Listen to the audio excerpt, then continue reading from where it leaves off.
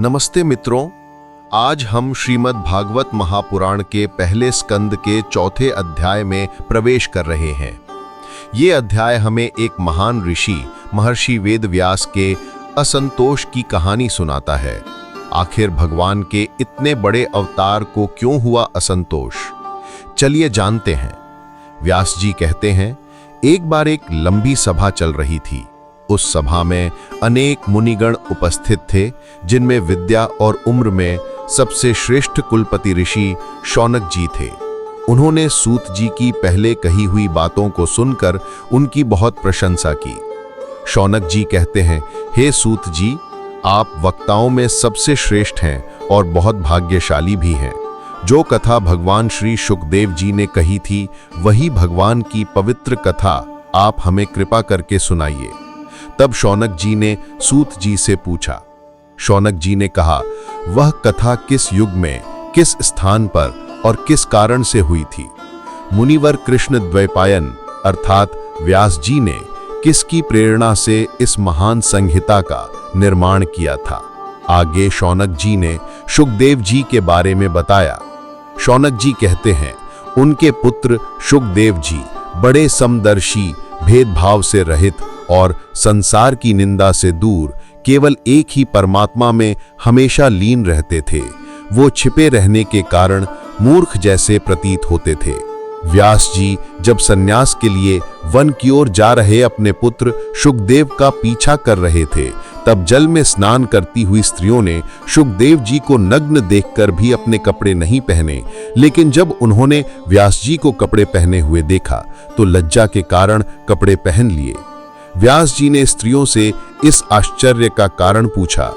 उन्होंने उत्तर दिया कि आपकी दृष्टि में तो अभी भी स्त्री पुरुष का भेद बना हुआ है, परंतु आपके पुत्र की दृष्टि शुद्ध है, इसलिए उन्हें कोई भेद नहीं दिखता। शुकदेव जी कुरुजांगल देश में पहुंचे, जहां वे हस्तिनापुर में पागल, गूंगे और जड़ के समान घूमते रहे। नगर के लोगों ने उन्हें कैसे पहचाना? पांडु के पुत्र राजा परीक्षित का इन मुनि शुकदेव जी के साथ कैसे संवाद हुआ, जिससे यह भागवत संहिता कही गई?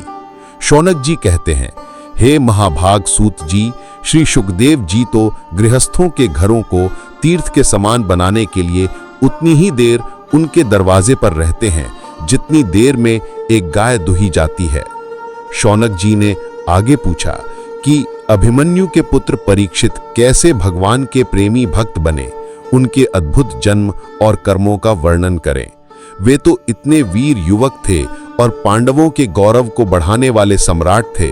फिर उन्होंने किस कारण से अपनी राजलक्ष्मी का त्याग करके गंगा के किनारे मृत्यु तक अन्न जल का त्याग किया? शौनक जी कहते हैं, जिन लोगों का जीवन भगवान के आश्रित होता है, वे तो संसार के कल्याण के लिए ही जीवन धारण करते हैं। उनका शरीर तो दूसरों के हित के लिए होता है, तो उन्होंने वैरागी होकर उस शरीर का त्याग क्यों किया? सूत जी, आप वेद वाणी को छोड़कर भी सभी शास्त्रों के बहुत बड़े विद्वान हैं, इसलिए कृपा करके हमें ये सब बताइए।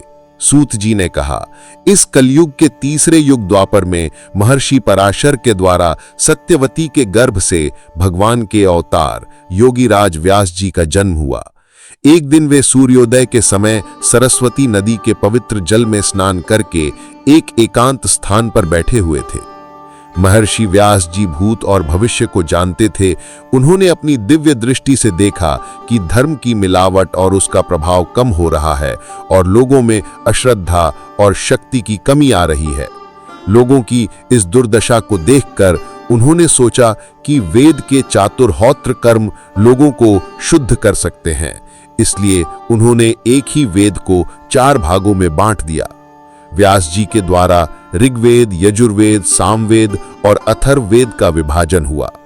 इतिहास और पुराणों को 5वां वेद कहा गया। उन्होंने ऋग्वेद का ज्ञान अपने शिष्य पैल को, सामवेद का जैमिनी को, यजुर्वेद का वैशंपायन को और अथर्ववेद का सुमंतु मुनि को दिया। इतिहास और पुराणों का ज्ञान मेरे पिता रोमहर्षण को दिया। इस प्रकार वेदों की अनेक शाखाएं बन गईं। व्यास जी ने ऐसा इसलिए किया ताकि कम स्मरण शक्ति वाले लोग भी वेदों को धारण कर सकें। लेकिन स्त्री, शूद्र और पतित द्विज वेद सुनने के अधिकारी नहीं थे, इसलिए वे कल्याणकारी कर्मों को भूल जाते थे।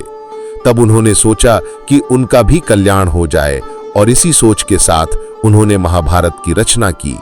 शौनक जी, यद्यपि व्यास जी ने प्राणियों के कल्याण के लिए अपनी पूरी शक्ति लगाई, फिर भी उनके हृदय को संतोष नहीं हुआ।